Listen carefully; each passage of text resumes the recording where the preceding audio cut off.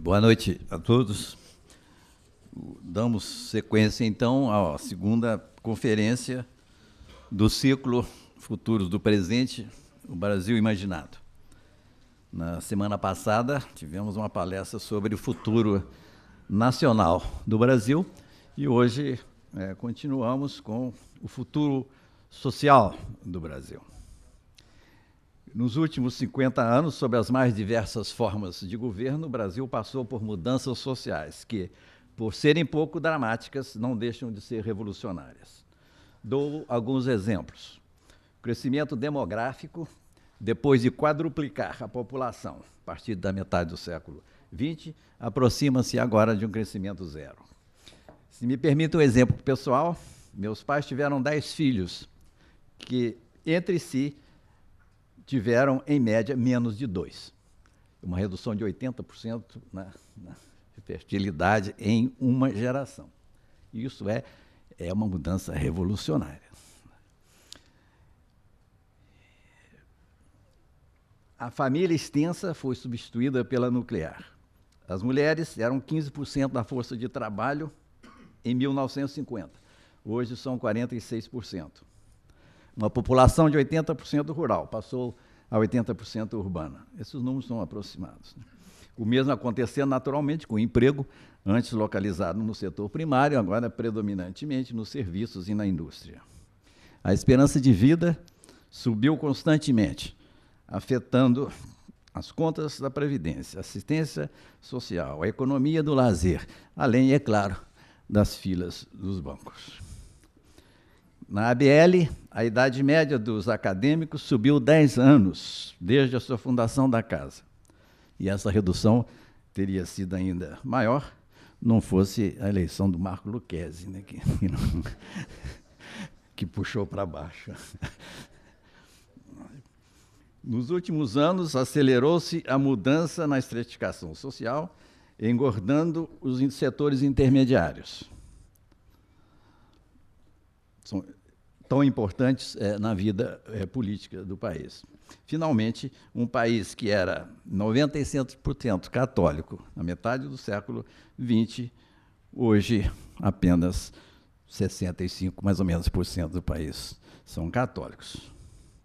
E essa porcentagem de católicos certamente continuará a cair, a não ser que haja, né, um milagre do Papa Francisco. Né?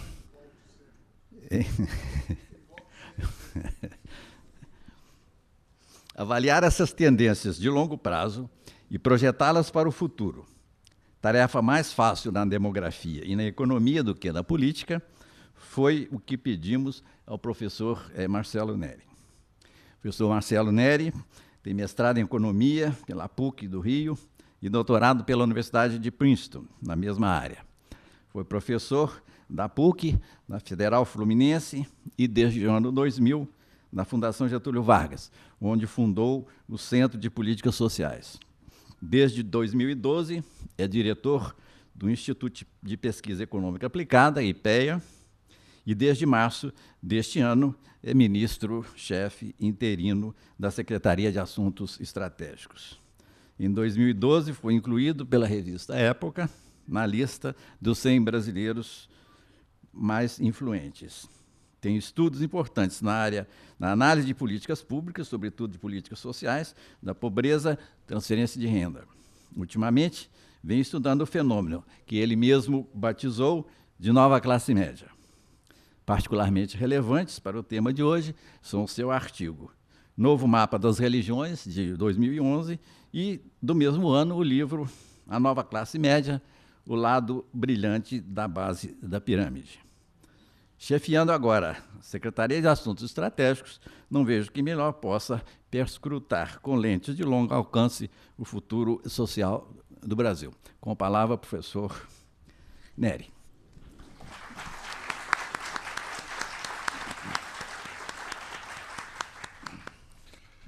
Obrigado, caro Zé Murilo. É uma enorme honra estar aqui. Quero saudar todos os acadêmicos. Acho que não há honra maior do que vir aqui e falar um pouco do nosso país, olhando para frente. Saudar a todos. Na verdade, somos vizinhos, a sede do IPEA. O IPEA começou aqui próximo, então podemos usufruir de toda a cultura emanada dessa casa. Então, é um prazer enorme estar aqui. Então, quer dizer, como foi falado na semana passada,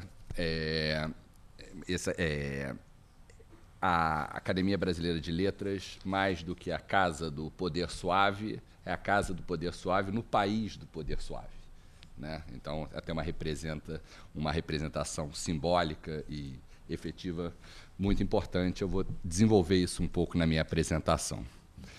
O que eu pretendo fazer aqui é fazer uma apresentação em 3 partes.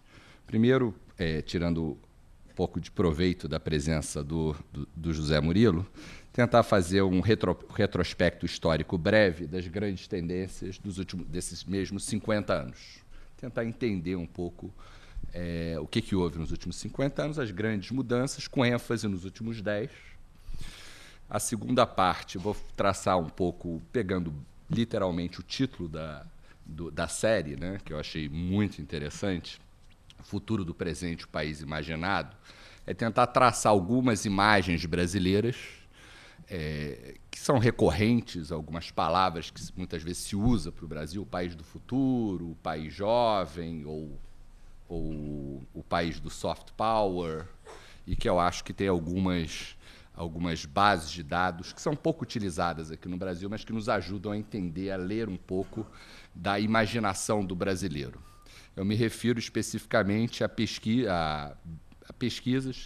que vão à casa das pessoas e perguntam não só a renda, o trabalho, a educação, acesso a bens duráveis, moradia, etc., mas o que as pessoas acham das suas vidas, o que elas acham do país, feito de uma maneira, são aspectos subjetivos, mas olhados de maneira objetiva. Você faz perguntas, questionários.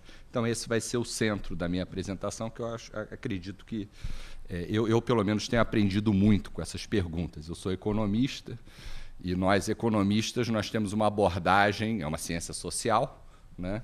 Mas a gente tem uma abordagem muito parecida com o método indutivo, um pouco com a física, e, obviamente, as pessoas são complexas. Então, normalmente, a gente desenvolve modelos em cima de uma racionalidade assumida e a gente vai aos dados testar em que medida esses modelos explicam ou não a realidade. Frequentemente, nos frustramos nesse exercício. Então, acho que é muito complementar e oportuno você ouvir diretamente das pessoas o que elas têm a dizer sobre as suas vidas. Essas são abordagens complementares. Então, esse vai ser o centro da minha apresentação e, para não fugir do desafio, deixar a terceira e última parte sobre os desafios presentes da sociedade e das políticas públicas brasileiras frente ao futuro. Então, são essas 3 partes.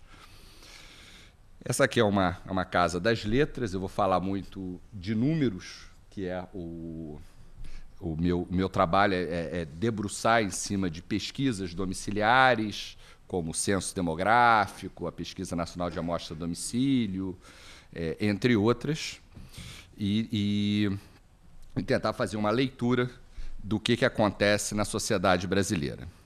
Então, se a gente olhar as grandes mudanças da sociedade brasileira nos últimos anos, nos últimos 50 anos, a gente pode dizer, fazendo um breve retrospecto, que os anos 60 e 70 foi o período do crescimento, a época do milagre econômico, onde você teve muito crescimento, aumento grande da desigualdade e você teve ditadura, né? Sem liberdades políticas. Acho que foi o grande marco dos anos 60 e 70. Em 73, bem no fim do milagre econômico, o Brasil o mundo sofre um choque do petróleo, isso desacelera a economia, E, de alguma forma, não por coincidência, em 74 o governo perde as eleições e começa o lento processo rumo à abertura política. Como as coisas no Brasil sempre acontecem, elas são lentas. É um processo realmente lento. Esse processo, acho que atinge o ápice em 84, nas diretas já. Então, acho que a gente pode, no meu entender, a gente pode chamar a década de 80, num certo sentido, como a década da redemocratização. Acho que foi a grande conquista obtida na década, mas também é uma década de instabilidade, de todos os tipos. Instabilidade institucional, instabilidade inflacionária. É um período de instabilidade. Começam as tentativas, depois da Nova República, ou junto com a Nova República, a inflação acelera, começam planos de estabilização, e a inflação cai, sobe, volta, e a gente termina essa década de 80 com eleições diretas para presidente, só em 89, e com 2 recordes na nossa séries estatísticas. O primeiro recorde é o recorde de inflação. Nós tivemos, em março de 1980, a inflação mais alta já registrada no Brasil, que foi 80% no único mês. E o outro recorde, talvez não por coincidência, foi o recorde da desigualdade. Foi a desigualdade de renda mais alta já medida, foi em 89, em outubro de 89, quando a gente estava indo às urnas, a desigualdade era mais alta, a inflação alta, e que, de alguma forma, eu acho que traçam a tendência das 2 décadas seguintes. A década de 90, no meu entender, foi a década da estabilização, em particular em 94, com o lançamento do Plano Real. Eu sou um filho da PUC, Departamento de Economia da PUC, então eu acompanhei bem esse processo, eu era aluno de graduação, vi aqueles planos surgindo, etc., o desenvolvimento dessas teorias. Então foi uma experiência muito rica. Em 94 a gente cruza o Cabo da Boa Esperança, a inflação cai, e, de alguma forma, a gente começa a alongar os nossos horizontes e realmente conseguir olhar mais para o futuro, porque até então a gente olhava para a inflação da semana seguinte, ou às vezes até diária, né? A inflação de 40% ao mês não permite olhar realmente para o futuro. E com isso a gente começa com algumas conquistas constitucionais, da Constituição de 88, que entra em operação. A gente começa a pensar em colocar toda a criança na escola, tarefas que outros países já tinham feito 80 anos antes, alguns vizinhos latino-americanos, e nós começamos a dedicar mais atenção apenas mais recentemente, em particular a partir da estabilização. Então, com a economia estabilizada, crianças na escola, o Brasil começa a desenvolver uma política de transferências de renda. Na verdade, o Brasil, segundo o professor Simonsen, ele sempre foi, no último livro que ele escreveu em 95, é o país das políticas de renda. Mas ele pensava muito em termos de indexação salarial, aquelas regras de correção, mas, num certo sentido, a gente continua a ser o país das políticas de renda, só que políticas de renda do tipo Bolsa Família, Bolsa Escola, de transferência de renda. Então, estabilidade, mais educação. Com essa população começa a chegar no mercado de trabalho e impulsionado, quer dizer, a redistribuição dessa moeda agora instável, a desigualdade na década passada começa a cair de uma maneira forte. Eu vou mostrar para vocês. Então, no meu entender, a década passada foi a década da redução da desigualdade. Então, então, se a gente pegar aqui, por exemplo, o mapa da inflação no mundo, nenhum país teve tanta inflação quanto o Brasil, de 70 a 95. A gente teve tanta inflação que, de 70 a 2008, 14 anos depois da estabilização, a gente ainda tinha a segunda maior inflação acumulada do mundo nesse período.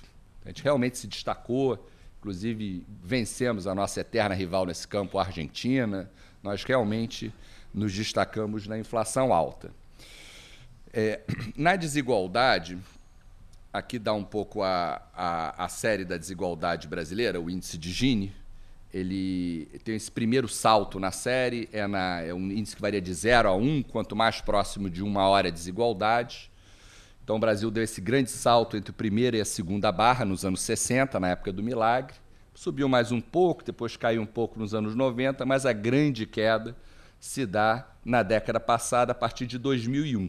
Talvez esses números sejam meio difíceis de... um número entre 0 a 1, a escala.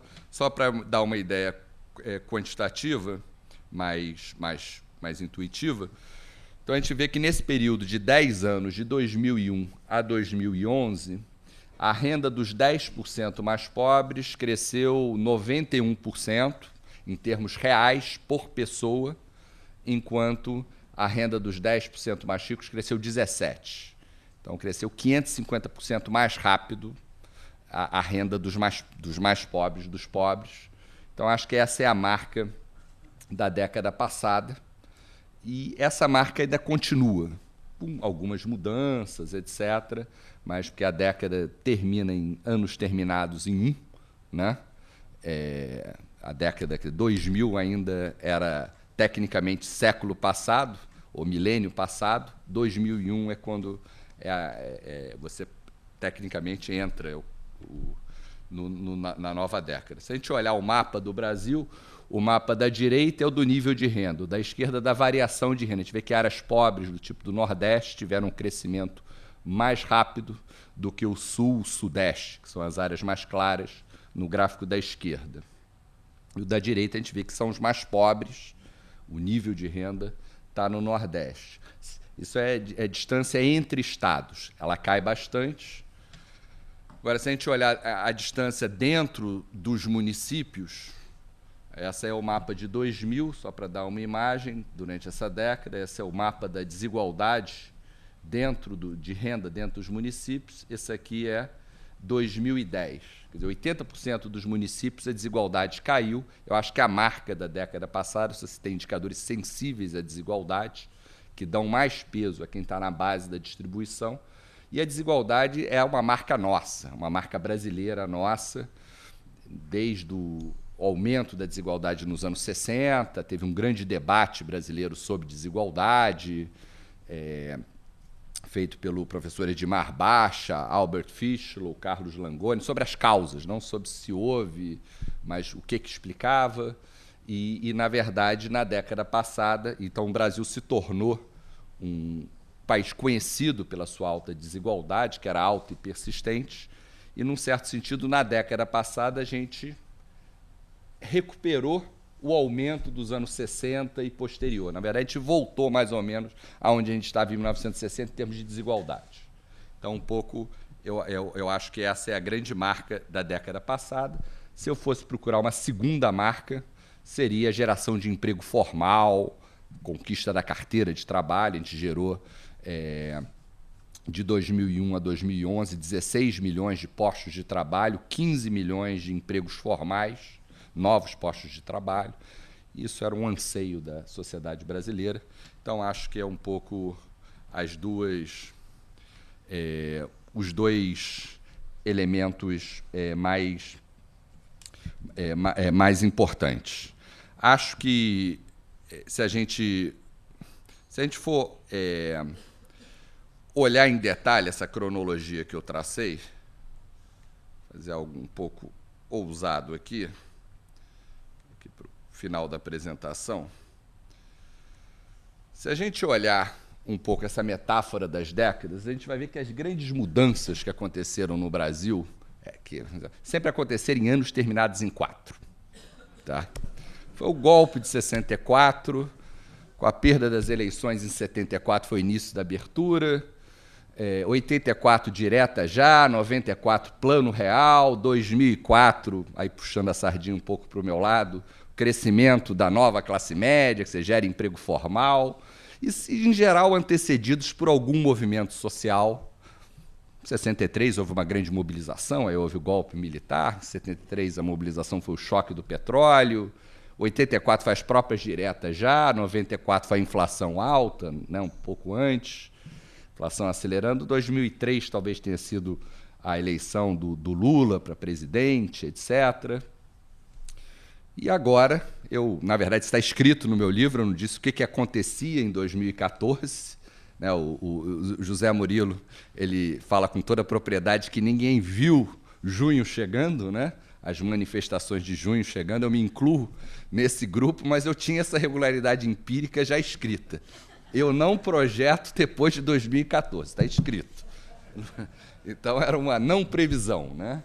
Mas, então, acho que junho chegou, ninguém viu isso chegando, e, no fundo, o exercício é pensar, e agora? Quer dizer, se essa palestra fosse há 3 meses atrás, certamente as nossas certezas seriam diferentes. Hoje a gente está tentando identificar o que houve.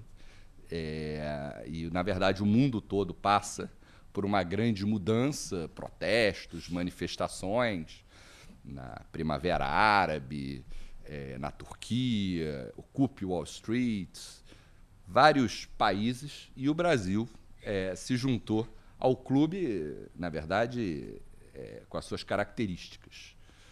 Então, um pouco, qual é a nova agenda, né? Adiantando um pouco, é a agenda da ouvindo as vozes das ruas, revolução da qualidade da educação e da saúde. Se a gente for ouvir os brasileiros, essas são as prioridades, principalmente saúde. É a principal prioridade, educação é a segunda, era a 7ª prioridade, agora é a segunda. Então, isso, de fato, mas saúde é a primeira, em qualquer pesquisa que a gente faça. Tem a questão da corrupção,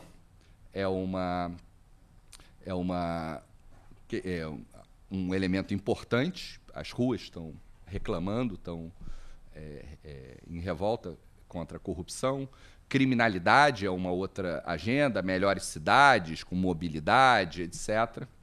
O ponto que eu vou querer fazer aqui, vou levar vocês aos dados, os dados que perguntam para as pessoas, é o seguinte, quer dizer, o Brasil, na verdade, a gente tem uma série de problemas que existem no Brasil e existem em países em desenvolvimento, em geral.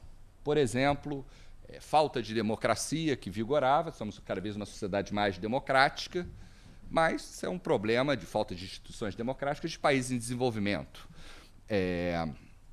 Então, isso é um tipo de problema. Informalidade, por exemplo, também é um problema de países que estão se desenvolvendo. Agora, inflação alta, desigualdade alta, criminalidade alta, não é necessariamente problema de países em desenvolvimento, são problemas brasileiros. O Brasil, como eu disse, se destacou muito em inflação, se destacou muito em desigualdade, criminalidade também, temos estatísticas de guerra civil. E o ponto que eu quero chamar a atenção é que todos esses são problemas coletivos. O que são problemas coletivos? Por exemplo, eu posso dizer que uma pessoa é pobre ou não é pobre. Eu posso individualizar ela nessa situação. Agora, eu não posso dizer que uma pessoa é desigual. Desigualdade é uma característica da relação. Ou informalidade é uma característica da relação. Criminalidade é uma relação conflituosa, sejam homicídios, assaltos. Então, eu acho que nós, no Brasil, nosso grande problema são problemas de coletividade, da ação coletiva, são problemas de relacionamento. São problemas de que não está no indivíduo, está na soma dos indivíduos. A soma das partes, o todo é menor do que a soma das partes. A gente perde, como era o caso da inflação alta. A gente reajustava, cada um reajustava o seu preço, o seu salário, naquela corrida, indexando, etc., terminávamos todos numa situação pior com uma inflação alta. Então, o ponto central aqui da minha apresentação é tentar convencê-los, a partir de outros dados, de que 2 pontos. O primeiro é a natureza desses problemas coletivos. A nossa jabuticabeira nessa interpretação seriam esses problemas coletivos. Seriam esses Por exemplo, vou dar um exemplo particular: saneamento, falta de esgoto, para ser... Qual é a diferença? E o Brasil se destaca também no ranking de todos os serviços públicos. O que o Brasil é pior situado internacionalmente é na falta de esgoto. Qual é a diferença entre esgoto, água, luz? Se eu chego na minha casa e eu não tenho água, não tenho luz, é um problema meu. Agora, a falta de esgoto é um problema dos outros. É um problema meu também, mas é um problema envolvendo externalidades. Então, acho que da natureza dos problemas essencialmente brasileiros são problemas coletivos, de ação coletiva, e acho que nesses últimos 50 anos nós fomos, a cada década, avançando fortemente nesses problemas, o que permite ter uma visão otimista em relação ao futuro, porque nós temos ainda muitos problemas para combater. Virou democracia, depois estabilizou a inflação, depois reduziu a desigualdade, embora esteja num nível muito alto, depois reduzimos a informalidade, ainda está num nível muito alto, mas é um processo que começou sem nenhuma reforma trabalhista, o que é surpreendente. Não teve uma causa clara. Talvez esteja nos investimentos em educação anteriores, os estudos mostram um pouco isso. E agora estamos começando uma nova década, no sentido empírico aqui, dos 4 em 4 anos, né? Estamos na véspera, a véspera de um pleito eleitoral, onde, numa democracia, onde próximos a fazer essa nova escolha, né?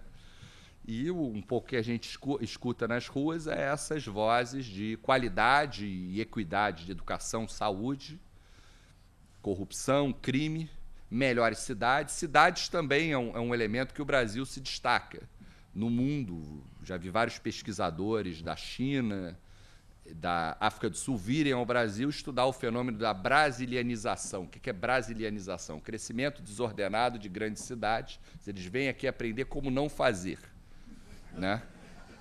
É um pouco... Eu acho que o Brasil, a gente entende desses problemas. São problemas que a gente entende. Desigualdade, tem um centro internacional de estudos de pobreza, escolheu o Brasil como lugar, centro mundial, porque a gente entende do problema, porque a gente tem uma sociedade relativamente sofisticada com muitos pobres, que é fruto dessa desigualdade. E inflação alta, também entendemos dessa tecnologia, porque tivemos que usar, testar, etc. Então, acho que essa é um pouco a agenda para frente. Então, tentar interpretar um pouco, tentar fazer uma leitura a partir dessas pesquisas um pouco da cabeça do brasileiro, né? Então, vou apresentar aqui rapidamente alguns dados. Esses dados vêm de pesquisas, são pesquisas internacionais. Então, tem uma nova literatura que ainda não é muito bem aceita em economia. Então, alguma cautela tem que ser exercida, que é sobre felicidade, né? Que seria o fim último dos homens, das mulheres, enfim, o nosso objetivo é ser feliz. Então, tem uma literatura em que tenta medir isso. Ela, como eu disse, não é bem aceita, não há um consenso, até teve um economista que já ganhou um prêmio Nobel fazendo estudos, mas porque na economia na verdade, a gente não precisa medir o que passa na cabeça das pessoas, a gente tenta fazer uma técnica disso, que a gente não precisa, a gente observa as escolhas e não os valores das pessoas. E essa literatura tenta medir os valores das pessoas diretamente, como perguntando para as pessoas. Então, na sua maneira mais simples, pede para as pessoas, dá uma nota de 0 a 10 para a sua vida, sua satisfação com a vida, 0 a 10. Então, essa é a abordagem muito simples, uma nota de 0 a 10, todos nós sabemos o que é uma nota de 0 a 10. Né? Então, esses estudos, aí há uma certa controvérsia, entre renda e essa nota entre países, mostra uma correlação positiva. Isso aqui eu usei um índice de inclusão digital, porque eu não tinha essa informação por cada indivíduo, e eu queria ter uma informação por indivíduo para estudar como é que o Brasil é diferente de outros países. Mas se você fizer uma reta entre felicidade e renda, tem uma correlação muito próxima. As coisas caminham. ITIC, índice de inclusão digital. Se tem acesso a computador, celular, é uma commodity relativamente homogênea. Então, tem uma correlação positiva, mas aí a primeira regularidade empírica. A gente estudando esses dados, são dados de 160 países, então, para um pesquisador empírico é uma espécie de uma Disneylândia, né? Você pega 160 países, você tem dados das pesquisas, vários anos. É muito simples trabalhar com esses dados.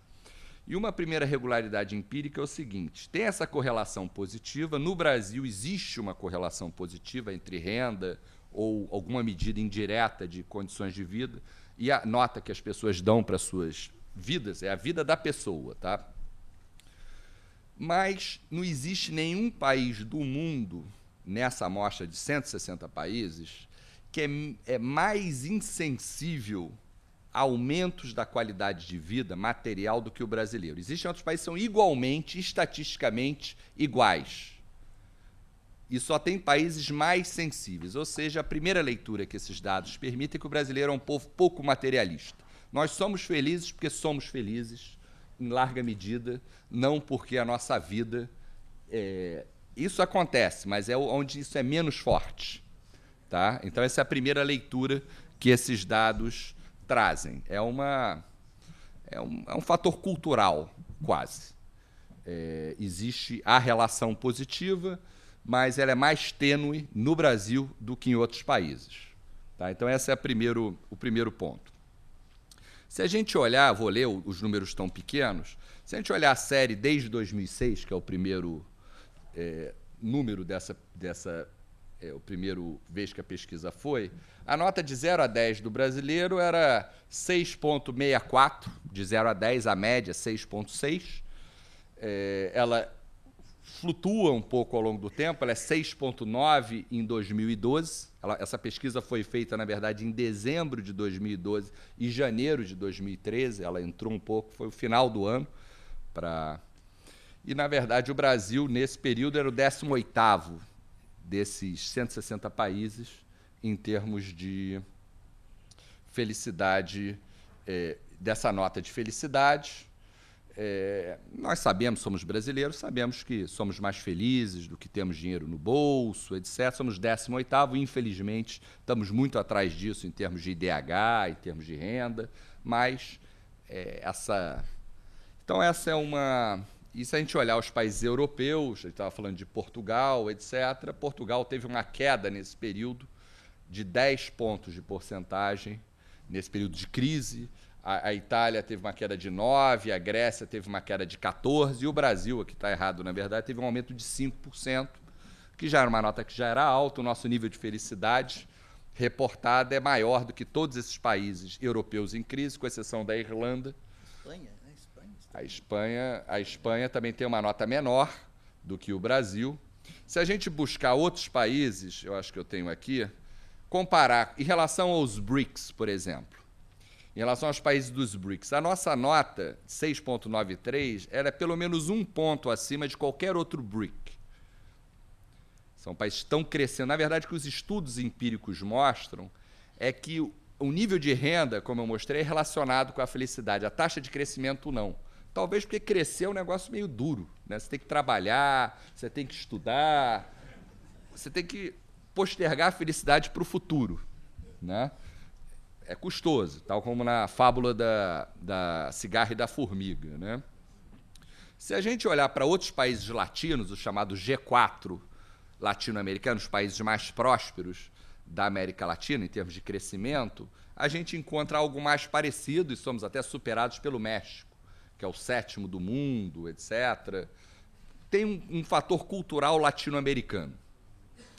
É uma questão cultural. Se a gente for para países, até aqui representados pela Rússia, mas países do leste europeu, as pessoas reportam a felicidade baixa. Talvez seja o clima, um pouco da cultura. Obviamente, o que é interessante é que é o mesmo questionário perguntado para a população de vários países. O que o Brasil se destaca? Então, em abril de 2013, a nota média, só para já ter um dado aqui logo antes das manifestações, 6,81. Ou seja, a nota caiu um pouco, mas não muito. Mas em abril de 2013, isso é uma pesquisa feita pelo IPEA, usando o mesmo questionário, uma amostra de 3.800 pessoas, etc., para ter vamos dizer, um pouco a sério. Aí, Agora, tem uma coisa que o Brasil especialmente se destaca muito, que é quando você pergunta para ele, pergunta para o brasileiro, dá uma nota de 0 a 10 para a sua satisfação com a vida em 5 anos. 5 anos à frente. Quando você pergunta, dá uma nota para a sua vida daqui a 5 anos. E se a gente olhar ali o mapa, a gente vai ver que o Brasil está no mesmo grupo dos Estados Unidos, Canadá, Austrália, Nova Zelândia, alguns países europeus. Então o Brasil tem... E, na verdade, quando a gente olha para o dado, o Brasil, na verdade, é o campeão mundial de felicidade futura. Não tem nenhum país do mundo que as pessoas dão uma nota tão alta para a sua vida quanto aqui no Brasil. Tá? E, na verdade, quando a gente olha para toda a série dos dados, a gente olhou isso para 7 anos consecutivos, o Brasil é heptacampeão mundial de felicidade futura. Todas as vezes deu uma nota que não foi alcançada por nenhum outro país. No último ano, 0 a 10, a média é 8,72. Então, essa é a média brasileira, 8,7. Em 2012, que é dezembro de 2012 e janeiro de 2013. Uma média desses 2 anos. Então, para mim, quando o Zweig escreveu aquele livro, O País do Futuro, eu acho que ele leu alguma coisa da nossa personalidade. Ele escreveu isso há 71 anos atrás. E ele fala lá no livro dele esse otimismo, fala da empregada dele que era muito pobre, ficava juntando latas e cantando o dia inteiro, né? Da onde que uma pessoa tão pobre pode ser tão feliz? Então, confesso aos senhores que eu nunca tive a oportunidade de ver uma regularidade empírica tão consistente. Pensem só, o que é ganhar na Sena?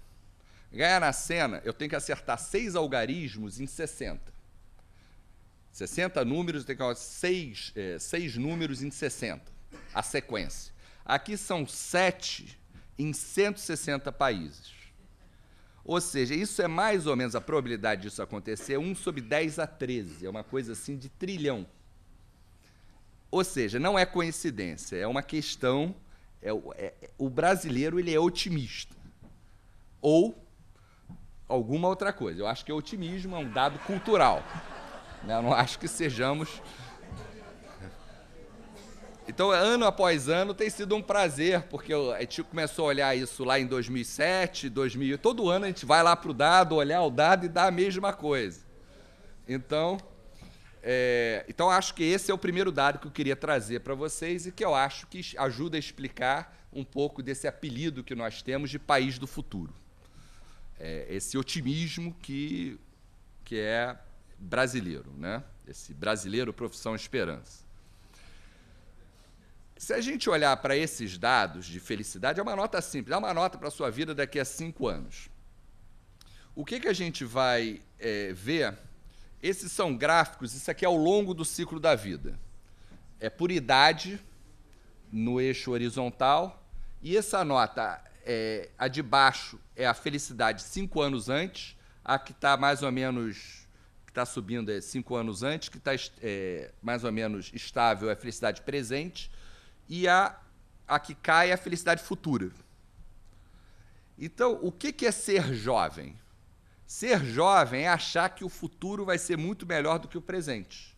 À medida que a gente vai amadurecendo, a gente vai ficando mais velho, a gente vai aprendendo que não é bem assim. Que o meu futuro não vai ser tão melhor quanto o meu presente. Então, isso é uma regularidade empírica. Qualquer país que você traçar esse gráfico, dá um gráfico parecido com esse. Então, num certo sentido, isso ajudaria a explicar por que a gente fala também, um outro termo que demograficamente já não é mais correto, ou não tão forte para o Brasil, que o Brasil é um país jovem. Porque é um país... O otimismo pertence aos jovens, assim como a capacidade de se frustrar pertence ao jovem e a nós no Brasil. Nós esperamos tanto nas nossas vidas no futuro que a nossa capacidade de frustração é gigantesca. Se a gente não tirar uma nota 9, estamos assim surpreendidos para baixo. E se a gente for nos dados e perguntar, isso aqui, desculpa, não está não está no título lá em cima, essa aqui é o mesmo dado de felicidade futura dos jovens, de 15 a 29 anos. Tá? 15 a 29 anos, o Brasil também é o primeiro lugar nessa faixa etária, só que a nota média, o último dado é 9,21, de 0 a 10. A média que os jovens dão para a vida, em nenhum dos anos a nossa nota foi menor do que 9. Sempre acima de 9 a média. E só um dos 160 países, deu uma nota de 9, acima de 9, num ano. Então, realmente é uma regularidade empírica. O brasileiro e o jovem brasileiro, quer dizer, então, na verdade, o brasileiro ele é jovem, o jovem brasileiro ele é jovem ao quadrado. Jovem por ser jovem e por ser brasileiro também, que é otimista, se vocês aceitarem um pouco essa leitura. E o que acontece com jovens? Jovens, todos nós sabemos que jovem não tem a ver com idade, tem a ver com como é que a gente olha para o futuro. Se nós envelhecemos cronologicamente, mas temos projetos, temos sonhos, achamos que o melhor da vida ele está por vir, nós somos jovens. E é isso um pouco o que eu acho que esse dado mostra.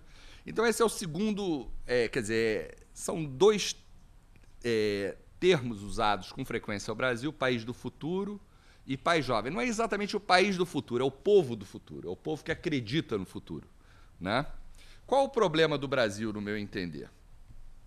O problema do Brasil é quando você pede para avaliar o país. Dá uma nota para o país de 0 a 10 daqui a 5 anos, que é o gráfico de baixo. Você vai ver que a nota é muito pior. Então, o brasileiro dá uma nota alta para a sua vida. Agora, quando pede para avaliar o país, a nota é 2 pontos abaixo e é bastante constante. Isso veio de uma pesquisa que a gente fez no IPEA, porque essa nota de felicidade geral da nação, de 6,8 no futuro, o Gallup não faz mais. Mas ele fez em 2006 e era 6,8, ou seja, é uma boa regularidade empírica. A nota, é impressionante como as notas que o brasileiro dá em anos diferentes são muito parecidas. E a felicidade individual é 8,4, 8,46, nesse geral da nação. Então, a minha interpretação para aqueles problemas coletivos, porque isso, na verdade, é uma impossibilidade matemática. Nem todos podem estar acima da média. E nós, aqui no Brasil, quer dizer, se pergunta para o Brasil, como é que vai a sua vida? Ele fala, minha vida está ótima. Como é que vai a vida do país? A vida do país está ruim. Todos não podem responder isso porque a conta não fecha. Então, eu acho que isso ajuda a entender um pouco aqueles problemas coletivos. Quer dizer, o nosso problema está em enxergar a totalidade do país. Nós enxergamos a nossa vida com otimismo. Isso não é uma qualidade, é um atributo. Isso, por exemplo, ajuda a explicar por que a taxa de poupança no Brasil é 1/4 da chinesa, por que poupamos pouco as nossas famílias, por que investimos pouco em educação. Na verdade, para que eu preciso investir em educação, preciso poupar, se eu já sei que vou ser feliz no futuro, se eu espero esse nível de felicidade. Então, acho que são essas duas características que eu queria trazer aqui para vocês sobre um pouco dessa alma brasileira. Uma alta expectativa em relação ao futuro e uma baixa expectativa em relação ao presente. Se você pergunta, eu estava olhando os dados recentes, se você pergunta para ele, dá uma nota para a sua satisfação, sua saúde, a nota é boa, sei lá, 60% diz que está satisfeito. A mesma pergunta, estou satisfeito com a minha saúde. Se você pergunta, avalie o sistema de saúde, 80% está insatisfeito com o sistema de saúde. Ou seja, a vida do brasileiro, segundo ele, vai bem. Agora, o país, os serviços vão mal. E aí é difícil discernir, o que a gente está testando, até que ponto é mal ou uma impressão. Eu até vejo com certo otimismo, eu acho que essas manifestações, elas têm um lado dessas manifestações uma melhora, ou vamos dizer, uma maior exigência dos brasileiros em relação aos serviços. Se Se a gente olhar os dados de educação no Brasil, os dados são muito ruins, dados quantitativos e qualitativos. Se a gente pegar os dados do PISA, que é essa pesquisa feita para os países da OCDE e mais um conjunto de outros países, a gente vê que a nota, quer dizer que o Brasil é 54 num ranking de 67, estamos mal situados, mas fomos um dos 5 países que mais evoluímos durante 9 anos. Só que, antigamente, a nota que se dava para a educação, a nota subjetiva, não a objetiva. A objetiva a gente sabe que é ruim, embora crescente, de um nível muito baixo. A gente aumentou 33 pontos na escala PISA, mas a nossa distância para o Chile é 38, mas fomos um dos 5 países que crescemos mais. Agora, o brasileiro, talvez nós estejamos aprendendo o que é ter uma educação de qualidade. Antigamente, ter uma educação de qualidade é botar o filho na escola, pronto, problema resolvido. E, na verdade, a gente está começando a aprender de que não é só isso. Principalmente se a escola tem 4 horas, o turno escolar é 4 horas, a jornada escolar, 4 horas de duração. Então, eu vejo, assim, também com positividade, a maior exigência dos brasileiros em relação à educação, que é a política central a ser perseguida. Agora, olhar um pouco, antes de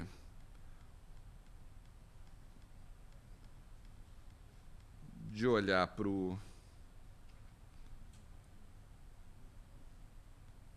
Então, deixa eu discutir. Eu tenho mais alguns dados aqui. Basicamente, o que esses dados mostram, assim, a minha leitura social do Brasil, para a gente olhar para o futuro.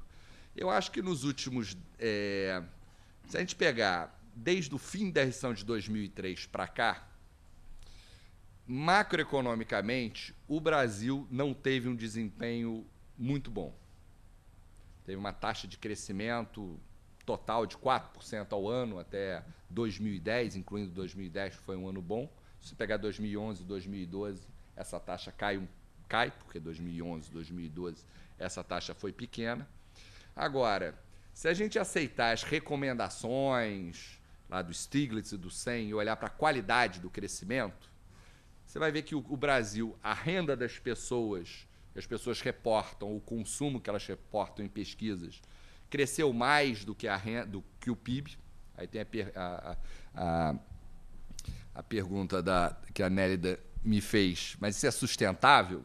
É uma diferença que tem se mantido ao longo do tempo e, na verdade, tem até se aprofundado. Se a gente pegar o dado de 2012, qual foi o crescimento da renda domiciliar per capita do brasileiro?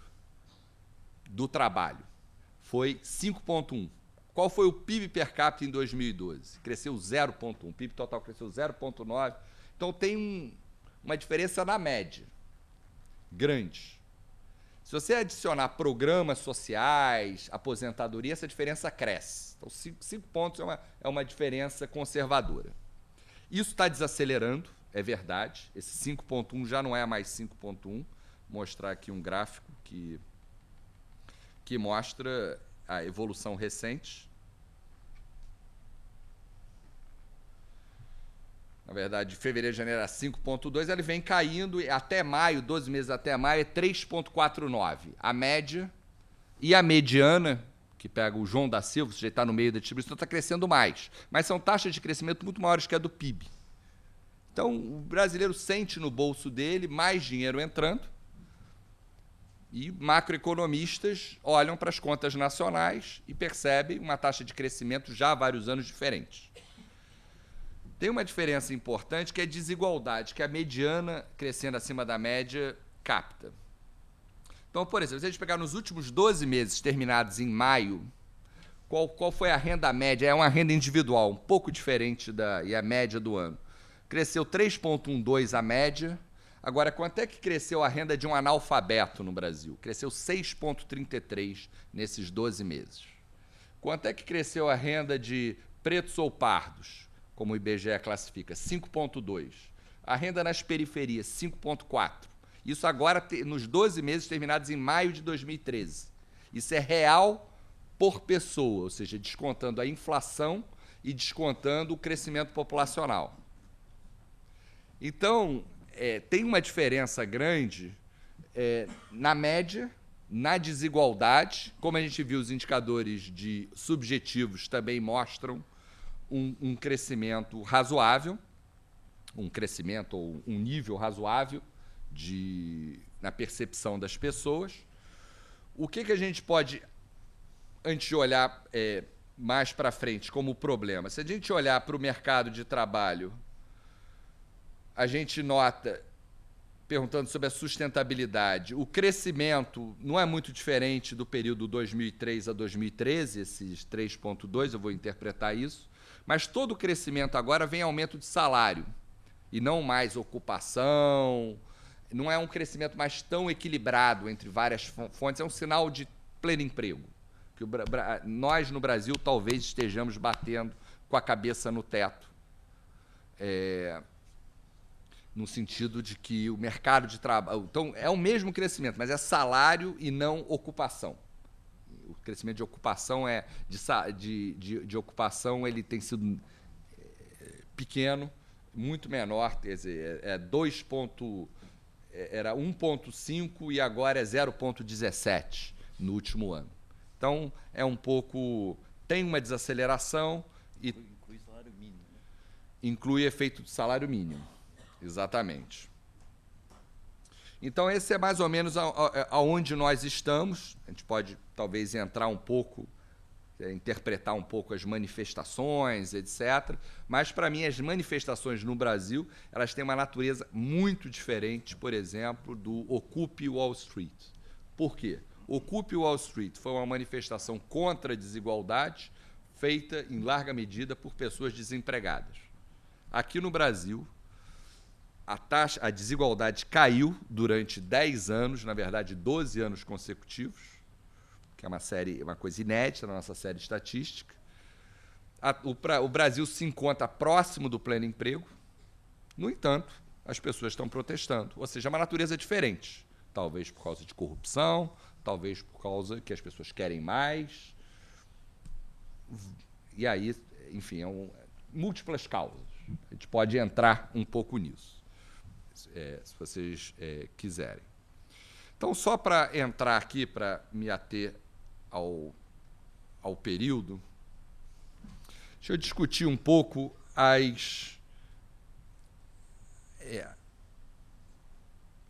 os elementos brasileiros e as políticas brasileiras. Quer dizer, eu acho que o Brasil... A gente fez 2 estabilizações e talvez a gente esteja precisando da terceira estabilização. A primeira estabilização foi o Plano Real. A segunda estabilização foi a carta, bem representada pela Carta aos Brasileiros, que foi feita durante a campanha do presidente Lula. Talvez o Brasil esteja precisando de uma terceira estabilização, no sentido de acalmar, e agora com as manifestações, proximidade de eleições. Então essa é a primeira ideia. A segunda ideia, depois eu vou partir para as ideias específicas, é que o Brasil vem perseguindo o que você pode chamar de um caminho do meio. O que é o caminho do meio? O Brasil tem crescido, não espetacularmente, e não tanto nos últimos 2 anos, se a gente olhar para o PIB, mas se você olhar para a renda das pessoas é um crescimento maior, etc., mas vem crescendo com redução de desigualdade. Esse é o caminho brasileiro. Se você olhar a redução de pobreza de 2003 a 2011, a pobreza caiu 57% de 2003 a 2011. Pelas metas do bilênio, essa queda devia ser 25 anos, 50%. Foi 57% nesse período. E metade da queda é redução de desigualdade e metade é crescimento. Ou seja, o Brasil ele tem crescido, tem reduzido a sua pobreza, aumentado a classe média, ou seja, o trecho da distribuição que a gente olhar, atacando nas 2 frentes. Se a gente olhar China, Índia, por exemplo, eles crescem com aumento de desigualdade, como fez o Brasil na época do milagre. Então, o caminho brasileiro, obviamente, eu invejo o crescimento chinês, não tenho dúvida disso, mas o Brasil tem a desigualdade jogando ao seu lado. Então, é uma segunda ideia. A terceira ideia é que, na verdade, o Brasil, que é conhecido como o país do futuro, na verdade, ele tem sido o país do passado. Quer dizer, os grupos que a renda tem crescido mais são grupos que tinham ficado para trás na história brasileira. Que são grupos de pessoas analfabetos, pessoas da área rural. Essas pessoas, isso é muito diferente do que acontece em 2/3 dos países do mundo, onde a desigualdade aumenta. A desigualdade aumenta em 2/3 dos países do mundo. Ela cai aqui no Brasil, nos nossos vizinhos latino-americanos tem caído de maneira sistemática. E como eu mostrei aqui, por características sociodemográficas, pessoas da periferia, não cheguei a mostrar do campo, mas analfabetos, negros, esses são os grupos que a renda cresceu mais. Se a gente olhar por ocupação, são peões de obra, são empregadas domésticas e são agricultores braçais. É porque o Brasil não investiu em educação? Talvez não. Talvez seja porque justamente a gente investiu em educação de uma base muito baixa. Quer dizer, o filho de peão de obra não quer ser peão de obra, por quê? Porque ele almeja terminar pelo menos o fundamental, coisa que seu pai não fez. A filha de empregada doméstica, a mesma coisa. Então, o salário nesses segmentos é o que está crescendo mais. Quando se fala de apagão de mão de obra no Brasil, o apagão está mais na base, que não é uma coisa intuitiva. É diferente dos anos 60, 70, na época do Milagre. Quem tinha educação, o salário, esse inclusive é a interpretação do Langoni para o aumento de desigualdade, é que, na verdade, tinha pouca gente educada, quem tinha educação, a renda subiu com o crescimento econômico, aumentou a demanda por educação e o salário de quem tinha educação, que era, vamos dizer, uma oferta restrita, aumentou o preço, ou seja, o salário de quem era educado. E no Brasil está acontecendo o oposto, ou seja, o Brasil ele é um país difícil da gente entender, a gente não consegue entender olhando em manuais de fora. Como dizia Tom Jobim, o Brasil não é um país para amadores, é um país difícil, complicado. A gente não é um país também para fazer projeções. Acho que o exercício de projeção no Brasil, se eu tivesse feito, eu não gosto de trabalhar com projeção, se eu tivesse feito projeção nos últimos 10 anos, eu teria errado mais do que acertado, por larga margem, porque o Brasil tem surpreendido. Desculpem. Só uma última imagem antes de entrar aqui nas direções. Então, a última imagem que eu quero traçar para vocês do Brasil, onde é que está o Brasil em relação ao mundo? Então, esse aqui é os Estados Unidos, tá? O que quer dizer esse eixo aqui? É a porcentagem da distribuição da população mundial que está abaixo desse eixo aqui, ou seja, os mais pobres americanos têm 60% da população mundial mais pobre do que eles. Isso em 2005. Tá? Essa aqui é a Índia. Essa aqui é a China. Ou seja, a gente pode dizer que a China é mais rica do que a Índia e que, por sua vez, os Estados Unidos é mais rico que a China. Para qualquer linha de pobreza que eu traçar, uma curva domina a outra. Essa aqui é a Rússia. Então, estamos fazendo os BRICS mais os Estados Unidos. Aí a pergunta, onde é que está o Brasil? Né? Onde é que está o Brasil nesse gráfico? Que os dados... Esse é o Brasil. O Brasil está em todas as partes. Os mais pobres dos pobres brasileiros são tão pobres quanto os intocáveis indianos, e os mais ricos brasileiros não são muito menos ricos do que os ricos russos ou americanos. Ele está próximo da linha de 45 graus. A linha de 45 graus quer dizer, se eu ando um pouquinho aqui no Brasil, eu ando o mesmo trecho no mundo. Ou seja, seria uma maquete do mundo. Então, a imagem que eu quero passar para vocês é do Brasil como uma representação do mundo.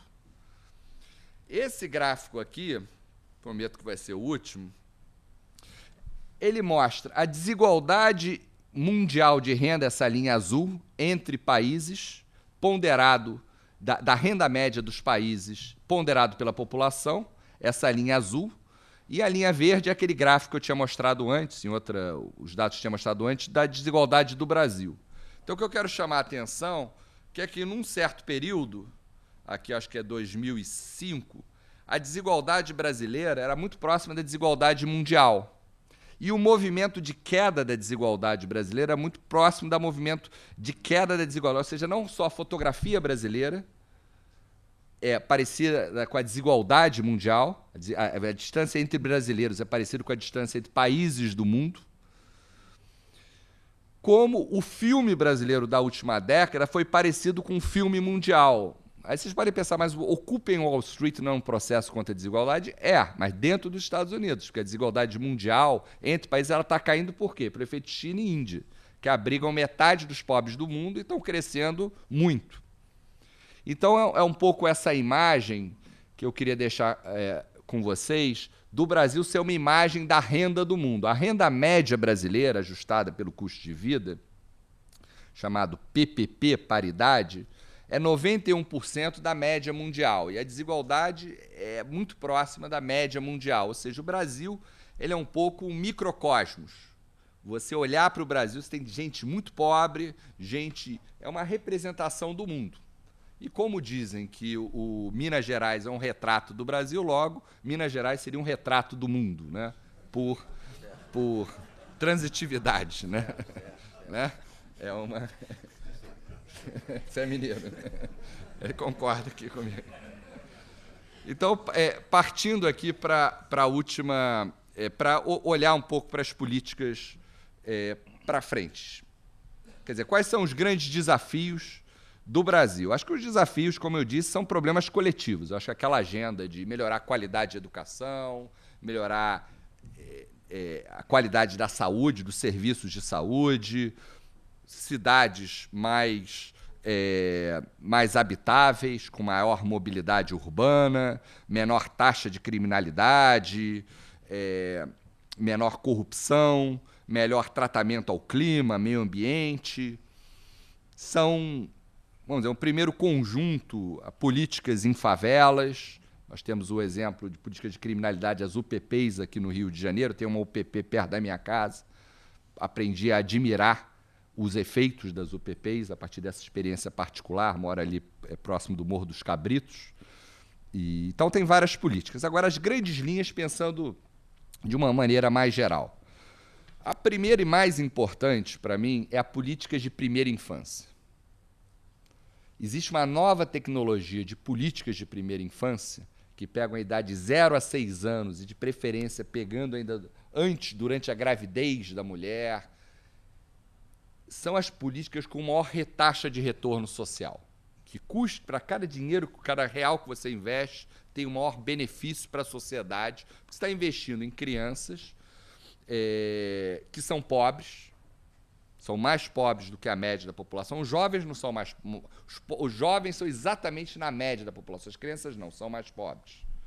Que tem um longo horizonte pela frente. Então, qualquer melhora estrutural, a pessoa vai poder aproveitar pela vida toda.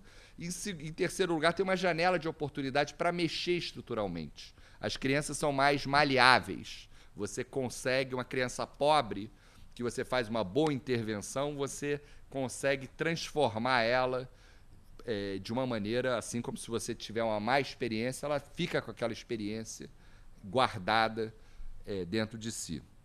Então, houve uma reunião de especialistas que deram para eles virtualmente 21 bilhões de dólares e falaram: onde é que vocês vão alocar isso? E eles escolheram a primeira infância. Então, essa obviamente, você não pode só investir nas crianças logo que elas nascem, mas isso é a antítese do que o Brasil faz, ou que o Brasil tem feito, historicamente. O Brasil não investe na infância, em educação, e muito menos na primeira infância. Segundo ponto, investir, ainda que tardiamente, na juventude. Nós temos a maior juventude, número de jovens da história que o país já teve ou irá ter a qualquer tempo no horizonte das projeções. São 51 milhões de pessoas, o tamanho dessa onda jovem, porque a fecundidade, como bem disse o José Murilo, caiu. Então não tem mais tantas crianças. Ela era 5,8 em 70, agora é menos de 2. Então a transição que os demógrafos, embora errem menos do que os economistas, ninguém previu essa mudança tão... Só a China teve uma mudança tão rápida, só que lá teve uma política induzida, né? Aqui no Brasil foi voluntária. Então a gente tem essa 51 milhões que, na verdade, vai ser de 2003 a 2022, quando o Brasil celebrar 200 anos de independência, vai permanecer esse platô, ou essa onda de longa duração, a gente apelidou de uma pororoca jovem, né? São 51 milhões... Bônus demográfico. Bônus demográfico, só que 2022 acaba. E aí ele começa a jogar contra. Então a gente vai ter menos população em idade ativa. Obviamente os conceitos do que é idade ativa ou não, isso mudam, mas demograficamente nós teremos menos jovens. E os jovens aqui no Brasil e em outras partes é onde a gente está perdendo a guerra. Eu acho, no Brasil, esse trabalho publicado pelo IPEA, pelo PNUD, pela Fundação João Pinheiro do IDH, mostrou, do Índice de Desenvolvimento Humano, mostrou que em 20 anos, em 19 anos, a expectativa de vida aumentou 9. Viver 9 anos a mais em 19 anos é fantástico. Obviamente de uma base muito baixa, mas hoje 74 anos a expectativa de vida ao nascer. Então, pobreza no Brasil e no mundo está caindo, educação aumentando, etc. Agora, não dá para ser tão positivo em relação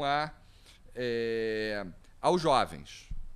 Jovens, os grandes problemas que a gente tem tido e que a gente não tem conseguido endereçar, quais são? Violência, acidentes de trânsito, drogas, mesmo gravidez precoce, prisões.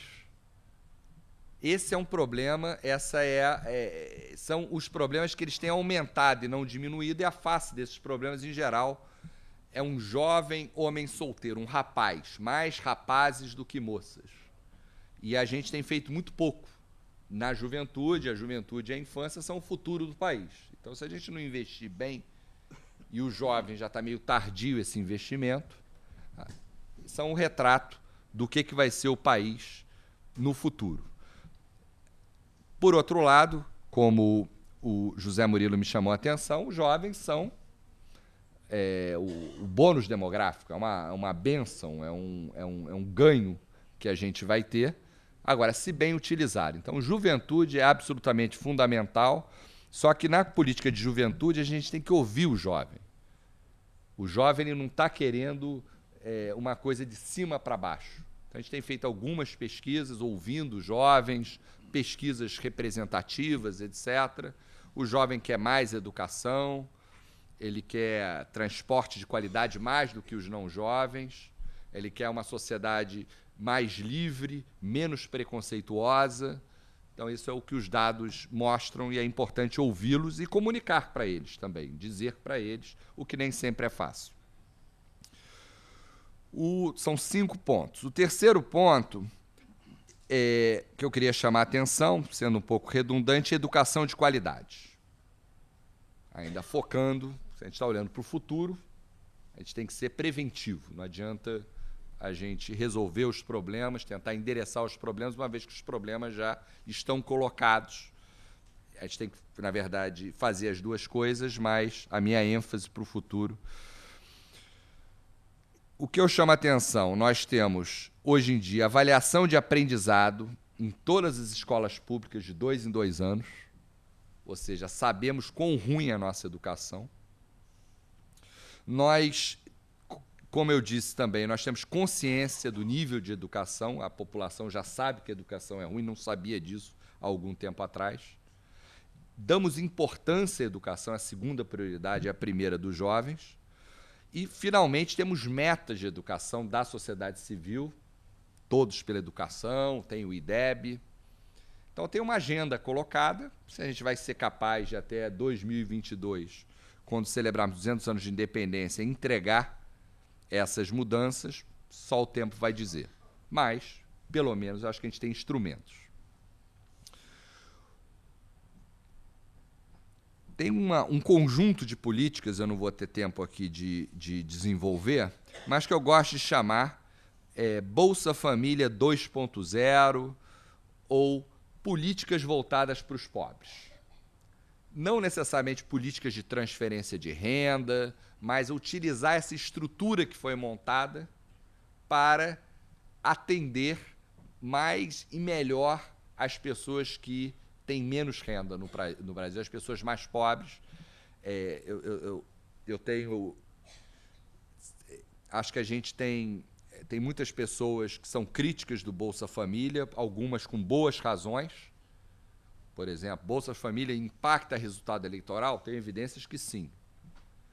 Leva efeito preguiça? As evidências são que não.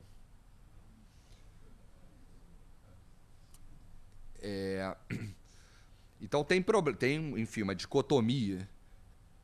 O efeito sobre a educação não é uma revolução na educação, talvez dos jovens sim, mas não das crianças, que as crianças pobres já estão na escola. Agora, o Bolsa Família, no meu entender, é apenas um começo de uma capacidade de fazer políticas para os mais pobres. Tive a oportunidade de participar aqui na cidade do Rio, em desenho de programas de combate à pobreza, que usa a estrutura do Bolsa Família como plataforma.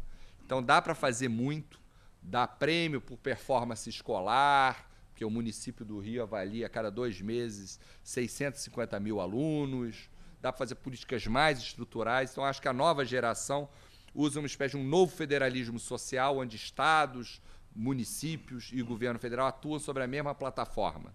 É impressionante quanto você consegue fazer com tão pouco recurso. Bolsa Família custa 0,5 ponto de porcentagem do PIB.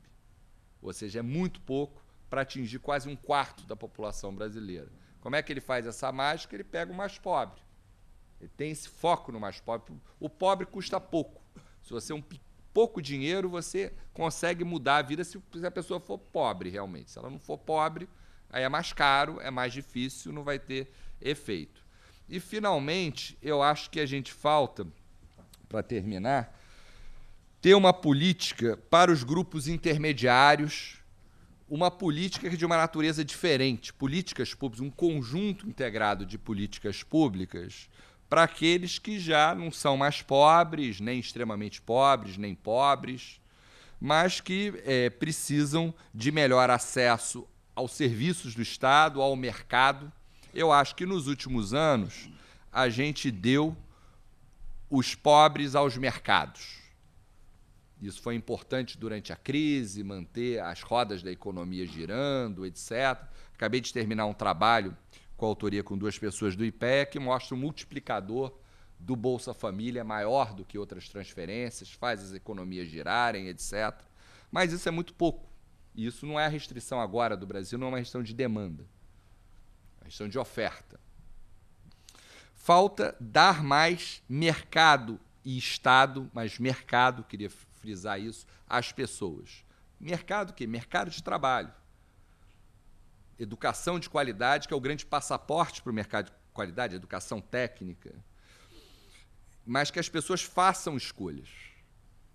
O Estado achar que ele consegue ler a cabeça das pessoas e entender para cada um qual é a educação que cada um precisa, é ambicioso demais.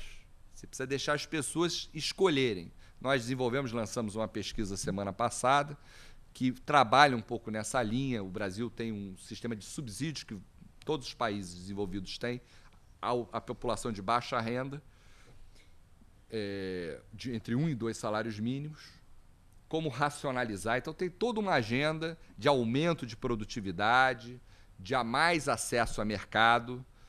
A cena brasileira, apesar da desigualdade estar em queda, as empresas estão ficando mais oligopolizadas, defesa do consumidor é absolutamente importante. Estava falando com o Joaquim Falcão, lá da Fundação, ele está fazendo uma pesquisa com as causas lá do Supremo. As causas que crescem mais são causas ligadas à defesa do consumidor, mais do que as trabalhistas. Então, acho que a gente precisa criar um marco regulatório Então, o mote seria, no meu entender, melhorar esse trajeto. A própria mobilidade urbana afeta um pouco disso, afeta bastante o acesso que as pessoas têm aos serviços de educação, de saúde. Então, eu acho que esse seria um conjunto integrado de políticas.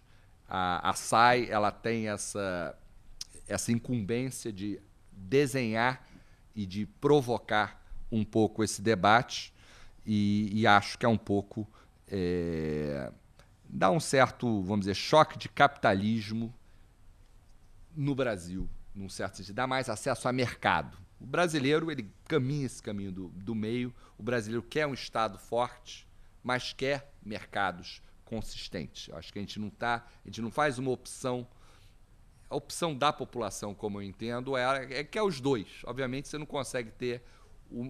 E o segredo é tentar ter o melhor de cada um e, em particular, não ter o pior dos dois lados. Muitas vezes você pode ter o pior que o Estado tem a oferecer e o pior que o mercado tem a oferecer, por exemplo, um capitalismo selvagem, com empresas oligopolizadas que não respeitam o direito dos consumidores, etc. Então, acho que obviamente, alguma coisa que é relativamente fácil de falar e difícil de implementar, mas eu acho que a gente tem que incorporar esses valores. Acho que o valor da poupança também é alguma coisa que nós não incorporamos aqui no Brasil, e isso é crédito, seguro, coisas sustentáveis para essa nova classe média. Então, fico por aqui. Muito obrigado.